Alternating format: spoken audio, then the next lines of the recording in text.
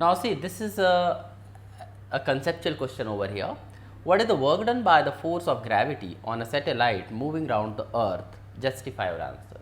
Already I have discussed this concept in the starting, but let us do this question again here. Suppose there is a earth and a satellite is revolving like this in this path. What happened? Gravity is coming to the acting to this side, gravitational force, and motion of the satellite is to this, that is tangentially. This angle is 90 degree. So I have told whenever the angle between force and displacement is 90 degree, you can say force and velocity also, then the work done is here 0. So here the work done will be simply 0. Work done is 0. So how will you justify? You will just say here the gravitational force is perpendicularly acting on the body. So the work done is 0. So now we will go for the next questions. So see here, a boy of mass 50 kg runs up a staircase of 45 steps in 9 seconds. If the height of each step is 15 centimeter, find his power, take g is equal to this. So here you have to calculate power. So first you calculate total height which has been covered by the boy.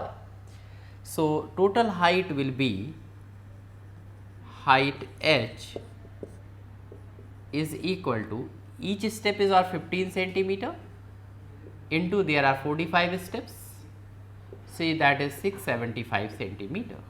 In meter it will be 6.75 meter. So now what is potential energy at height? That means work done, mgh. So we can write here 50 into mass is given to you 50 into 6.75 into g is 10, because here we have taken mass is 50 kg, g already given to you 10. So we can calculate now power. Power P is equal to 50 into 6.75 into 10 divided by 9, it is watt. When you solve it, you will be getting 375 watts. So this is the power of the boy. So here just we have calculated potential energy, that is the work done, and work done divided by time is taken as power.